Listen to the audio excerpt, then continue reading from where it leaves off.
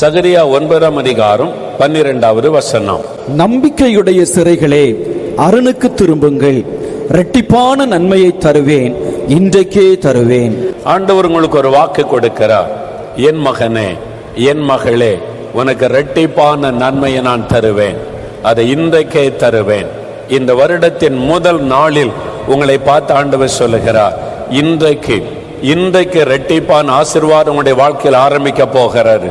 இரட்டிப்பான நன்மை உங்களுடைய வாழ்க்கையில் ஆரம்பிக்க போகிறாரு. கடந்த காலங்களில் நீங்கள் கடந்து வந்த பாதை கண்ணீரின் பள்ளத்தாக்கா இருக்கலாம். கடந்த வருஷமெல்லாம் கண்ணீரும் கவலையும் அவமானமும் நிந்தைகளும், இனிமேல் இந்த வருஷம் எப்படி இருக்குமோ என்ற ஒரு கலக்கத்தோடு வந்திருக்கலாம். கர்த்தர் இந்த வருஷத்தில் உனக்கு வாக்கு கொடுக்கிறார், இரட்டிப்பான நன்மையை தருவேன், இன்றைக்கே நான் உனக்கு தருவேன், இரட்டிப்பாய் ஆசீர்வதிப்பேன் என்று கர்த்தர் உங்களுக்கு வாக்கு கொடுக்கிறார். அந்த 2 மடங்கு ஆசீர்வாதம் என்ன ஆசீர்வாதம்? 2 விதமான ஆசீர்வாதம். ஒன்று ஆவிக்குரிய ஆசீர்வாதம், இன்னொன்று உலக பிரகாரமான ஆசீர்வாதம். வேர்ல்ட்லி பிளஸிங், ஸ்பிரிச்சுவல் பிளஸிங், ரெண்டுமே நமக்கு அவசியம். ஆண்டவர் சொல்லுகிறார், ஆவிக்குரிய வாழ்க்கையிலும் ஒன்று ஆசீர்வதிப்பேன், உலக வாழ்க்கையிலும் ஒன்று ஆசீர்வதிப்பேன். இந்த வருஷத்துல நீங்க 2 பக்கமும் ஆசீர்வதிக்கப்படுவீங்க. அதான் ஆண்டவர்களுக்கு கொடுக்கிற வாக்குத்தத்தம். ஆவிக்குரிய வாழ்க்கையில இரட்டிப்பான ஆசீர்வாதத்தை பெற்றுக்கொண்ட ஒரு மனிதனை குறித்து வேதத்திலே வாசிக்கிறோம். அப்படியே உலக காரியத்துல 2 மடங்கு ஆசீர்வாதம் பெற்ற ஒரு மனிதனையும் வேத புஸ்தகத்திலே வாசிக்கிறோம். யோபு 42:10. யோபு தன் சிநேகிதருக்காக வேண்டுதல் செய்த போது கர்த்தர் அவன் சிறையிருப்பை மாற்றினார். யோபுக்கு முன் இருந்த எல்லாவற்றை பார்க்கிலும் 2 தனையாய் கர்த்தர் அவனுக்கு தந்தருளினார். யோபு தன் சிநேகிதருக்காக வேண்டுதல் செய்த போது அவனுடைய சிறையிருப்பை மாற்றி அவன் இழந்து போன எல்லாவற்றையும் 2 தனையாய் கர்த்தர் கொடுத்தார். 2 மடங்கு ஆசீர்வாதம். ஒன்று 2 மடங்கு ஆவியின் வரம், 2வது 2 மடங்கு ஆசீர்வாதம். யோபு ஒரு பெரிய செல்வந்தர், ஏராளமான சொத்துக்கள், மிருக ஜீவன்கள், ஆசீர்வாதம், சொத்துக்கள், அந்த தேசத்திலேயே பிரபலமான மனிதர். அவருக்கு 10 பிள்ளைகள், 7 குமாரர், 3 குமாரத்திகள், ஒரு குறைவில்லாதபடி வாழ்ந்து கொண்டிருந்தார். சாத்தான் அவருக்கு விரோதமாய் எழும்பினான். எழும்பி ஆண்டவரை தூண்டுகிறான், சவால் விடுகிறான். இந்த யோபுவை அழிப்பதற்கும் நஷ்டம் உண்டாக்குவதற்கும் அவன் தூண்டுதலை உண்டாக்கி சோதிப்பதற்கான அனுமதியை ஆண்டவரிடத்திலே பெற்றுக் கொள்ளுகிறான். ஆண்டவர் அனுமதி கொடுத்தார். அதனால் யோபு ஒரே நாள்ல தன்னுடைய சொத்துக்களை எல்லாம் இழந்து விட்டார். ஆடுகள், மாடுகள், ஒட்டகங்கள், வேலைக்காரர்கள், வேலைக்காரிகள் எல்லாரும் ஒரே நாளை இழந்து விட்டார். 10 பிள்ளைகளும் ஒரே நாள்ல விபத்துல மரிச்சு போறாங்க. வீடு இடிந்து விழுந்து ஒரே நாள்ல 10 பிள்ளைகளும் மரித்து விடுகிறார்கள். எல்லாவற்றையும் இழந்து விட்டார் ஒரே நாள்ல. அடுத்த கொஞ்ச நாளையில சரீரம் நோயினால் தாக்கப்படுகிறது. சருமம் எல்லாம் நோயினால் தாக்கப்பட்டு அழுகிய நாற்றம் எடுக்கிறது. அவரால் உடை உடுத்தி கொள்ள முடியவில்லை. அறையிலே ஒரு துண்டை கட்டி கொண்ட சாம்பல்ல உட்கார்ந்து இருக்கிறார். எவ்வளவு பெரிய வேதனை, எவ்வளவு பெரிய செல்வந்தன். சொத்துக்களை இழந்து, சரீர சுகத்தை இழந்து, மதிப்பு மரியாதையை இழந்து, அந்த ஊர்ல மக்கள் எல்லாம் அவரை கேவலமா பேச ஆரம்பிச்சிட்டாங்க, பரிகாசம் பண்ண ஆரம்பிச்சிட்டாங்க. நீதிமானாகிய யோபு பரிகாசம் பண்ணப்படுகிறான் என்று வேதத்தில் எழுதப்பட்டிருக்கிறது. நிந்தை, அவமானம், நெருக்கத்திற்குள் ஆக்கப்பட்டு விட்டார். இப்ப வெளியே என்ன, எப்படி நாம் மக்களை சந்திப்பது? முடியாத நிலைமை, அவமானம், இழந்து போன நிலைமை. அதே யோபை ஆண்டவர் 2 மடங்கு ஆசீர்வதிக்கிறார். இழந்து போன எல்லாத்தையும் 2 மடங்கு ஆண்டவர் கொடுக்கிறார். எந்த இடத்தில் அவமானப்பட்டாரோ அதே இடத்தில் கர்த்தர் மறுபடியும் உயர்த்தி மேன்மைப்படுத்துகிறார். யார் அற்பமாய் பேசினார்களோ அவர்களுக்கு மத்தியிலே கர்த்தர் மேன்மைப்படுத்துகிறார். காரணம் என்ன? 2 காரியம். ஒன்று, யோபு 1ஆம் அதிகாரம் 21ஆம் வசனம் சொல்லுகிறது, எல்லாவற்றையும் இழந்து போன சமயத்தில் யோபு சொல்லுகிறார், கர்த்தர் கொடுத்தார், கர்த்தர் எடுத்தார், கர்த்தருடைய நாமத்திற்கு ஸ்தோத்திரம். ஆண்டவரை குறை சொல்லல. எல்லாம் நல்லா நடக்கும் போது கர்த்தருக்கு ஸ்தோத்திரம் சொல்றது ரொம்ப சுலபம். தோல்வி வரும்போது, நெருக்கம் வரும்போது, அவமானம் வரும்போது, பாடுகள் வரும்போது, என் இயேசு நல்லவர், அவருக்கு ஸ்தோத்திரம்னு உங்களால சொல்ல முடிகிறதா? அவரை துதிக்க முடிகிறதா? அவரை புகழ முடிகிறதா? ஆண்டவரை கேள்வி கேட்கிறோம். ஏன் எனக்கு அப்படி நடந்தது? நான் ஊழியம் செய்யலையா? ஊழியத்துக்கு கொடுக்கலையா? ஞாயிற்றுக்கிழமை சர்ச்சைக்கு போகலையா? தசம்பாகம் கொடுக்கலையா? ஏன் எனக்கு இப்படி நடக்கணும்? கேள்வி கேட்கிறோம். யோபு கேள்வி கேட்கவில்லை. கர்த்தருக்கு ஸ்தோத்திரம். என்ன நடந்தாலும் ஆண்டவருக்கு ஸ்தோத்திரம். 1 தெசலோனிக்கர் 5:18 சொல்லுகிறது, எல்லாவற்றிற்காக கர்த்தரை ஸ்தோத்திரம் பண்ணுங்க. என்ன நடந்தாலும் ஆண்டவரை ஸ்தோத்திரம் பண்ணுங்க. இந்த 2020 உங்களுடைய வாழ்க்கையில என்ன நடந்தாலும் கர்த்தருக்கு ஸ்தோத்திரம்னு சொல்லுங்க. அப்ப முடிவு 2 மடங்கு ஆசீர்வாதம். என்ன நடந்தாலும் ஆண்டவரை துதிக்கணும். கேள்வி கேட்காதபடி, ஆண்டவருடைய அன்பை சந்தேகப்படாதபடி ஆண்டவருக்கு ஸ்தோத்திரம். ஆண்டவர் மேல ரொம்ப விசுவாசம். நான் விசுவாசமா இருக்கிறேன் அப்படின்னு சொல்றது ஒரு அனுபவம். யோபு வாழ்க்கையில எல்லாத்தையும் இழந்துட்டார். பிள்ளைகளை இழந்துட்டார், சொத்துக்களை இழந்துட்டார், சரீர சுகத்தை இழந்துட்டார், மதிப்பு மரியாதை இழந்துட்டார், நிந்தை அவமானம், அப்படியே வேதனையில் உட்கார்ந்து இருக்கிறார். அப்ப சொல்றார், கர்த்தர் கொடுத்தார், கர்த்தர் எடுத்தார், கர்த்தருக்கு ஸ்தோத்திரம். எப்படி அவரால் சொல்ல முடிந்தது? ஏன்னா தன்னுடைய சொத்துக்களை விட, தன் பிள்ளைகளை விட, தன் சரீரத்தை விட ஆண்டவரை அதிகமாய் நேசித்தார். ஆண்டவர் மேல அதிக அன்பு வச்சாதான் உங்களால் அப்படி சொல்ல முடியும். நீங்க உலக காரியத்தை நேசித்தா அதுல பாதிப்பு வரும்போது ஆண்டவரை முறுமுறுக்க ஆரம்பிச்சிருவீங்க. நீங்க பிள்ளைகளை அதிகமா நேசிக்க ஆரம்பிச்சீங்கன்னா, ஒரு பிள்ளைகளுக்கு ஒரு பாதிப்பு வரும்போது ஆண்டவரை கேள்வி கேட்க ஆரம்பிச்சிருவீங்க. உங்களுடைய பிசினஸ் நீங்க அதிகமா நேசிக்க ஆரம்பிச்சீங்கன்னா, அந்த பிசினஸ்ல பாதிப்பு வரும்போது ஆண்டவரை குறை சொல்ல ஆரம்பிச்சிருவீங்க. நீங்க எதன் மேல அதிக அன்பு செலுத்துறீங்களோ அதுக்கு ஒரு பாதிப்பு வரும்போது ஆண்டவரை குறை சொல்ல ஆரம்பிச்சிருவீங்க. ஆனா எல்லாவற்றையும் விட ஆண்டவரை நேசிக்க ஆரம்பிச்சுட்டா உங்களுடைய வாயில முறுமுறுப்பு வராது, கேள்வி வராது, எல்லாவற்றிற்கும் கர்த்தருக்கு ஸ்தோத்திரம் சொல்ல ஆரம்பிப்பீங்க. இந்த 2020 வருடம் இந்த உலகத்தில் உள்ள எல்லாவற்றை விட நான் இயேசுவை தான் அதிகமாய் நேசிப்பேன் என்று உங்களை அர்ப்பணித்துக் கொள்ளுங்க. அநேக வருஷத்துக்கு முன்னால ஊழியத்தின் ஆரம்ப நாட்கள் ஒரு கிராமத்துக்கு ஊழியத்துக்கு போயிருந்தேன். அப்போ ஒரு குடும்பத்தார் என்னை வந்து சந்தித்தார்கள்.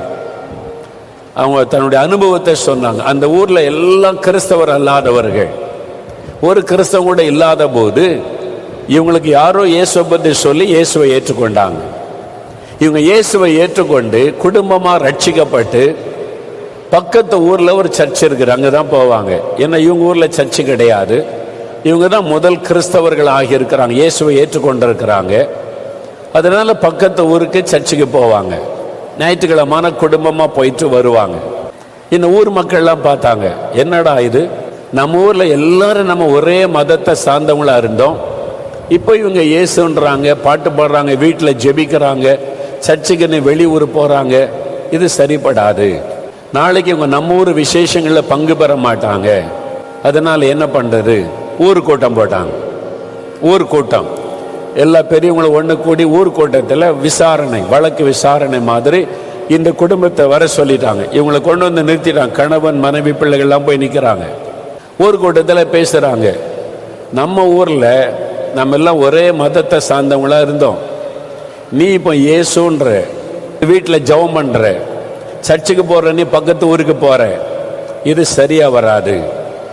நீ அதனால மதம் மாறிடு, அதனால அதெல்லாம் வேண்டாம், விட்டுற, இயேசெல்லாம் வேண்டாம். இவர் சொல்றாரு, நான் மதம் மாறல, நான் இயேசுவை ஏற்றுக்கொண்டேன். இயேசு எனக்காக சிலுவையில் உயிர் கொடுத்த கடவுள்ன்றதை அறிந்து கொண்டேன். என் பாவத்துக்காக தன்னை பலியாய் கொடுத்தார். அவர் மூலமா எனக்கு பாவ மன்னிப்பு, அந்த சந்தோஷம் எனக்கு கிடைச்சிருக்குது. பாவத்திலிருந்து நான் விடுதலை பெற்றுட்டேன். எவ்வளோ பாவ பழக்கத்தில் இருந்தேன், இயேசு விடுதலை ஆக்கி எனக்கு பரிசுத்தம் தந்திருக்கிறார், சமாதானம் கொடுத்திருக்கிறாரு. அதனால அவரை நான் விட முடியாது. நான் உங்களை நேசிக்கிறேன், நம்ம எல்லாம் ஒரே ஊரு, உங்களை நேசிக்கிறேன், நான் உங்களை விட்டு பிரிந்து போகலையே, அதெல்லாம் முடியாது. இங்கே இப்படிதான் இருக்கணும், இல்லைன்னா உன்னை ஊரை விட்டு அனுப்பிடுவோன்றாங்க. அவருக்கு சொந்த வீடு அங்க இருக்குது. அப்போ மிரட்டுறாங்க, பயமுறுத்துறாங்க. சொல்லிட்டாரு, இல்ல, இயேசு எங்களுக்காக உயிரையே கொடுத்த ஒரு ஆண்டவர், அவரை நாங்க நேசிக்கிறோம், அவர் எங்களுடைய வாழ்க்கையை மாத்தி இருக்கிறாரு, சமாதானம் தந்திருக்கிறாரு, அவரை விட முடியாது. அப்போ உடனே சொல்லிட்டாங்க, சரி அப்படின்னா உன்னை ஊரை விட்டு விலக்கி வைக்கிறோம், இனிமேல் இந்த ஊருக்கும் உனக்கு சம்பந்தம் இல்லை. இந்த ஊர்ல எந்த வீட்டில் நல்லது போலது நடந்தாலும் நீ வரக்கூடாது, உங்க குடும்பத்தார் வரக்கூடாது. உங்க வீட்டில் என்ன நடந்தாலும் நாங்க வரமாட்டோம். இந்த ஊர்ல இருக்கிற கடையில உனக்கு பொருள் கிடைக்காது, இங்க உள்ள கடையில நீ பொருள் வாங்க முடியாது, இந்த ஊர் கிணத்துல நீ தண்ணி எடுக்க முடியாது, ஊர் கட்டுப்பாடு, ஊரை விட்டு உன்னை விலைக்கு வைக்கிறோன்னு சொல்லிட்டாங்க. இவங்க சொன்னாங்க, நாங்க இயேசுவை ஏற்றுக்கொண்டதுனால இதுதான் எங்களுக்கு கிடைச்சா இயேசுவுக்கு ஸ்தோத்திரம், அதற்கும் இயேசுவுக்கு ஸ்தோத்திரம் அப்படின்னு சொல்லிட்டு வந்துட்டாங்க. அந்த ஊர்ல யாரும் இவங்ககிட்ட பேச மாட்டாங்க. கடையில சின்ன பிள்ளைகளை அனுப்பினா கூட பொருள் கொடுக்க மாட்டாங்க. அந்த ஊர் கிணத்துல தண்ணி எடுக்க முடியாது, பக்கத்து ஊர்ல போய் தண்ணி எடுத்துட்டு வருவாங்க. எல்லாராலும் ஒதுக்கப்பட்டு தனியா இருந்த போதிலும் தினம் மாலையில அவங்க வீட்டுல கூடி சந்தோஷமா பாட்டு பாடி ஆண்டவரை துதிச்சு பாடுவாங்க. ஊரே ஒதுக்கிட்டாங்க, எல்லாரும் ஒதுக்குறாங்க, நம்ம என்ன பண்றதுன்னு அழுது கொண்டு இருக்கல. அதுக்கு கர்த்தருக்கு ஸ்தோத்திரம். ஆண்டவரே உண்மையில நாங்க அன்பு வச்சதுக்காக வந்த பாடுகளுக்காக ஸ்தோத்திரம், நிந்தைகளுக்காக ஸ்தோத்திரம். நல்லா துதிக்க ஆரம்பிச்சாங்க, சோர்ந்து போகல, எல்லாவற்றிற்காக ஆண்டவரை துதிச்சாங்க. அப்ப அவங்க சொன்னாங்க, ஐயா ஒரு காரியம் தான் எங்களுக்கு பெரிய பிரச்சனை, பிள்ளைகள் பக்கத்து ஊர் ஸ்கூல்ல நாங்க சேர்த்துட்டோம், பக்கத்து ஊர்ல போய் பொருள் வாங்கிட்டு வருவோம், எங்க ஊருக்குள்ள எதுவும் வாங்க முடியாது. எங்க வீட்டுல நல்லது பொல்லது நடந்தா யாரும் வராட்டாலும் பரவாயில்லை, அந்த சபையில் இருக்கிற சில விசுவாசிகள் எங்களுக்கு பழக்கம், அவங்க வருவாங்க. ஆனா எங்களுக்கு ஒரு பிரச்சனை, தண்ணீர். குடிக்கிறதுக்கு தண்ணிக்கு பல மைல்கள் நாங்க போய் பக்கத்து ஊர்ல இருந்து எடுத்துட்டு வரணும். எங்க ஊரு கிணத்துல இருந்து எடுக்க கூடாதுன்னு சொல்லிட்டாங்க. அதனால பக்கத்து ஊர் ரொம்ப தூரம் போய் குடத்துல தண்ணி சுமந்து கொண்டு வரணும். ரொம்ப கஷ்டப்பட்டோம். அப்ப ஆண்டவர்கிட்ட நான் ஜெபம் பண்ணேன், ஆண்டவரே அவங்க வீட்டுக்கு பின்னால ஒரு தோட்டம் இருக்குது, எங்களுக்கு ஒரு சின்ன தோட்டம் இருக்குது, நாங்க ஒரு கிணறு தோன்றோம், அது ஆசீர்வதிங்க அப்படின்னு ஜெபம் பண்ணிட்டு வீட்டுக்கு பின்னால ஆளை கூட்டு வந்து கிணறு தோண்டினாங்க. இதுல தண்ணி இருக்கணும் ஆண்டவரே, தண்ணி இல்லைன்னா கஷ்டம்னு ஸ்தோத்திரம் பண்ணி ஜெபிச்சு தோண்டினா சில அடிகள் தோண்டின உடனே தண்ணீர் பீரிட்டு வந்தது. அந்த கிணத்தோட சொன்னாங்க, ஒரு நீரூற்று இருக்குது இந்த இடத்துல, தண்ணீர் பீரிட்டு அடித்தது. நல்ல அழகான ஒரு கிணறு கட்டினாங்க, தண்ணீர் மேல வரைக்கும் எப்பவுமே குறையாம இருக்கும், தண்ணீர் செழிப்பு.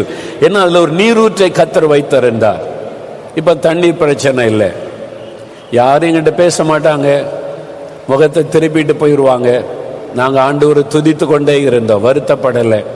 அவங்க எங்க சகோதரர்கள், எங்க சகோதரிங்க, எங்க ஊருக்காரங்க, அவங்க என் மேல ஒரு வருத்தத்தில் இருக்கிறாங்க. நான் இயேசுவை ஏற்றுக்கொண்டதுனால அவங்க அறியாமையில் இருக்கிறாங்க, பரவாயில்ல.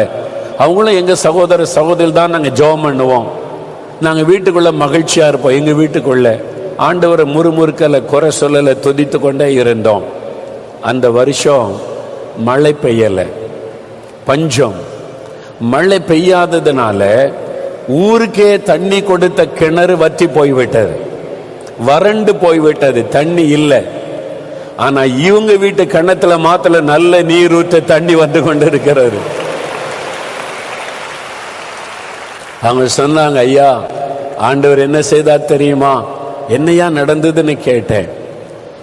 ஊருக்குள்ள எல்லாம் பேச ஆரம்பிச்சுட்டாங்க, நம்ம ஊர் கிணத்துல தண்ணி இல்லை, அவன் வீட்டு கிணத்துல மட்டும் தண்ணி இருக்குது, அவன் கும்பிடுற சாமி அவனுக்கு தண்ணி கொடுத்துட்டு நமக்கு தான் தண்ணி இல்லை, என்ன பண்றது? பக்கத்து ஊர்ல போய் ஊரே இப்ப பக்கத்து ஊருக்கு போக ஆரம்பிச்சுட்டாங்க தண்ணிக்கு. அந்த ஊர் மக்கள்லாம் சேர்ந்து பேசினாங்க, நம்ம அவன்கிட்ட தண்ணி கேட்கலாம். ஒரு நாள் சில மனிதர்களை அனுப்பினாங்க, வந்து சொன்னாங்க, உங்களை ஊரை விட்டு விலக்கிட்டோம், அதனால உங்க கிணத்துல தான் தண்ணி இருக்குது, நம்ம ஊர்ல தண்ணி இல்லாம எவ்வளவு பேர் கஷ்டப்படுகிறோம், உங்க கிணத்துல செழிப்பான தண்ணி இருக்குது, எங்களுக்கு கொஞ்சம் தண்ணி கொடுப்பீங்களா? உடனே இவர் சொன்னார், என் கிணறு நம்ம ஊருக்கு ஆண்டவர் கொடுத்த ஆசீர்வாதம், யார் வேணாலும் வந்து தண்ணி எடுக்கலாம், இது ஆண்டவர் கொடுத்த ஆசீர்வாதம், இது இயேசு கொடுத்த ஆசீர்வாதம், யாருக்கும் தடை கிடையாது, யார் வேணாலும் வந்து எடுங்க. ஊரே தண்ணி எடுக்கிறாங்க, தண்ணி குறைந்து போகவில்லை. அவர் வந்து சொன்னார், என்ன பார்த்து, ஐயா எந்த ஊர்ல நான் அவமானப்பட்டு நெருக்கப்பட்டு அவமானப்படுத்தி அனுப்பினாங்களோ அதே ஊர்ல கர்த்தர் என்னை தலை நிமிர்ந்து நடக்க பண்ணினார். எந்த ஊர் என்னை புறக்கணித்ததோ அதே ஊர் மக்களுக்கு என்னை ஆசீர்வாதமாய் ஆண்டவர் மாற்றினார். யோபுவை எந்த ஊர் புறக்கணித்து கேவலமாய் பரிகாசமாய் பேசினதோ அதே ஊரிலே கர்த்தர் மறுபடியும் ஆசீர்வதித்து உயர்த்தினார். எந்த மக்கள் மத்தியில் அவமானம் நிந்தைகள் மத்தியிலே நீங்கள் இருக்கிறீர்களோ அதே இடத்தில் கர்த்தர் உங்களை உயர்த்த போகிறார். இந்த 2020 கர்த்தர் உங்களை 2 மடங்கு ஆசீர்வதிக்க போகிறார். வெட்கத்திற்கு பதிலாக 2 ஆசீர்வாதம் வரப்போகிறது. அவமானத்துக்கு நடுவில் பரிகாசத்துக்கு நடுவில் இருக்கிறீங்களா? கர்த்தர் உங்களை இரட்டிப்பாய் ஆசீர்வதிக்க போகிறார். ஆண்டவரை துதிங்க, என்ன நடந்தாலும் துதிங்க. கடைசியாக யோபு தன் சிநேகிதருக்காக வேண்டுதல் செய்த போது கர்த்தர் அவனுடைய சிறையிருப்பை மாற்றி 2 மடங்கு ஆசீர்வதித்தார்.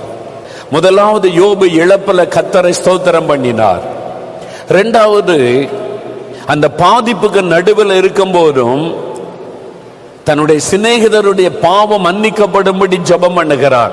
திறப்பில் நின்று மன்றாடுகிறார். ஆண்டவரே மன்னிச்சிருங்க, என் நண்பர்கள் தவறுதலா பேசிட்டாங்க, உங்களை துக்கப்படுத்திட்டாங்க, நான் மன்னிப்பு கேட்கிறேன், மன்னிங்கன்னு சொல்லி ஜெபம் பண்ணினார். கர்த்தர் யோபின் சிறையிருப்பை மாற்றிவிட்டார். 2 மடங்கு ஆசீர்வாதத்தை கொடுத்தார். உங்களுக்காகவே ஜெபிச்சுக்கிட்டு இருக்கீங்களா? சுயநலமாகவே ஜெபம் பண்ணிக்கிட்டு இருக்கீங்களா? என்ன ஆசீர்வதிங்க, என் பிள்ளைகளை ஆசீர்வதிங்க, என் வியாபாரத்தை ஆசீர்வதிங்க, எனக்கு வேலை கொடுங்க, என் மகளை ஆசீர்வதிங்க, என் மகன் ஆசீர்வதிங்க, என் ஊழியத்தை ஆசீர்வதிங்க, என் சபை ஆசீர்வதிங்க, சுயநலமாகவே ஜெபிக்கிறீங்களா? இந்த 2020 வருடம் கிறிஸ்தவர்கள் சுயநலத்தை விட்டு வெளியே வரணும். தேசத்தை நோக்கி பாருங்க, பாதிக்கப்பட்ட மக்களை நோக்கி பாருங்க, மற்றவர்களுக்காக ஜெபம் பண்ணுங்கள், மற்றவர்களுக்காக ஆண்டவரிடத்திலே பரிந்து பேசுங்கள், மற்றவர்களுக்காக ஆண்டவரிடத்திலே திறப்பில் நின்று கதறி ஜெபம் பண்ணுங்கள். உங்க நோய் மாறிடும், உங்களுடைய கேன்சர் மறைஞ்சிரும், ஆஸ்துமா வியாதி வெளியேறிவிடும், உங்களுடைய சரீரத்தில் இருக்கிற மரண கட்டுகள் மாறிவிடும். யோபுடைய நோய் மாறுகிறது, அந்த நோயின் கட்டுகள் மாறுகிறது. எப்பொழுது? அவன் மற்றவர்களுக்காக ஜெபித்த போது. நீங்க மற்றவங்களுக்காக ஜெபிங்க.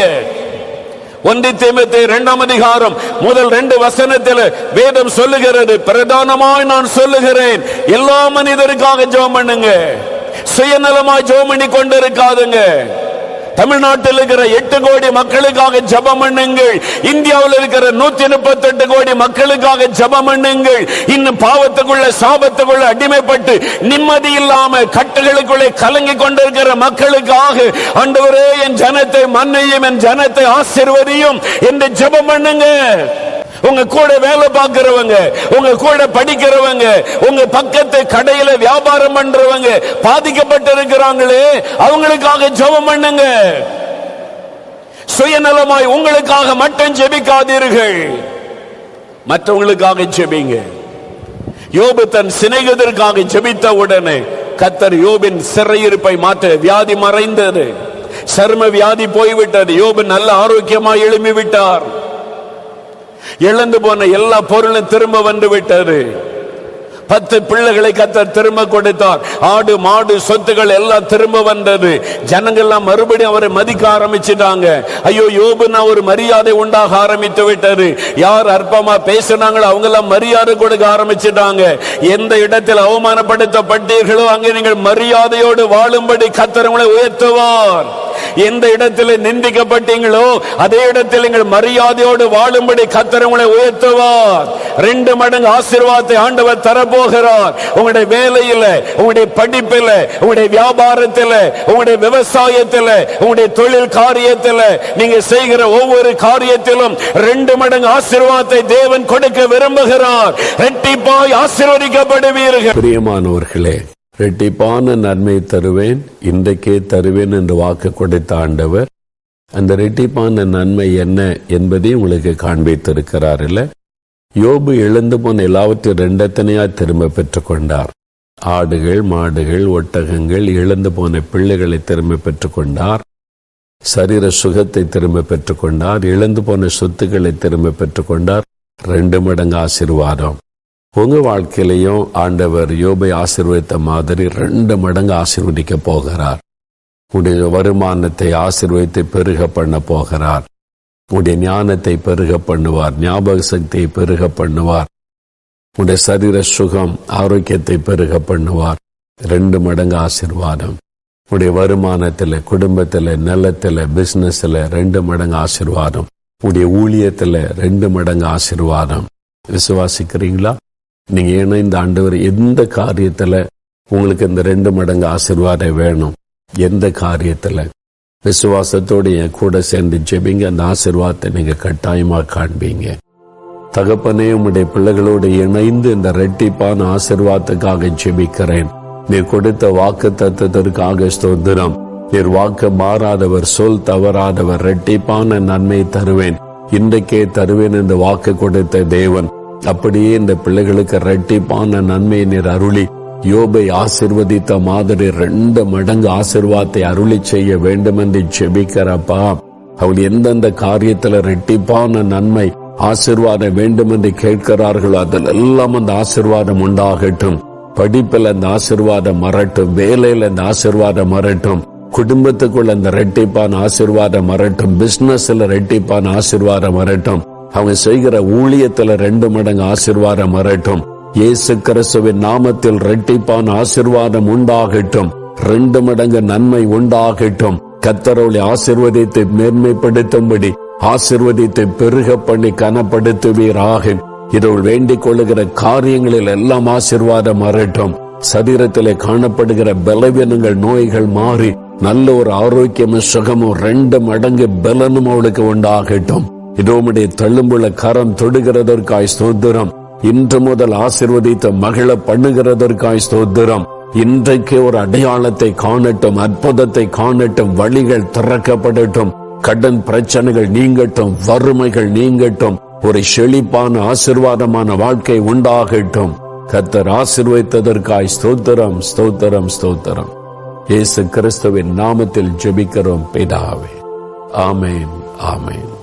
பிரியமானவர்களே, ஆண்டவர் ஜெபத்தை கேட்டார், உங்களை ஆசீர்வதித்து விட்டார். நீங்க விசுவாசிங்க. இந்த வாக்குத்தத்தத்தை தினந்தோறும் சொல்லி நீங்க ஜெபிக்கணும். அந்த வாக்குத்தத்தத்தை தினந்தோறும் உங்களுடைய ஜெபத்தில் அறிக்கையிட்டு, ஆண்டவரே இரட்டிப்பான நன்மை தருவேன் சொன்னீங்க, அதை செய்யுங்க. நீ ஜெபி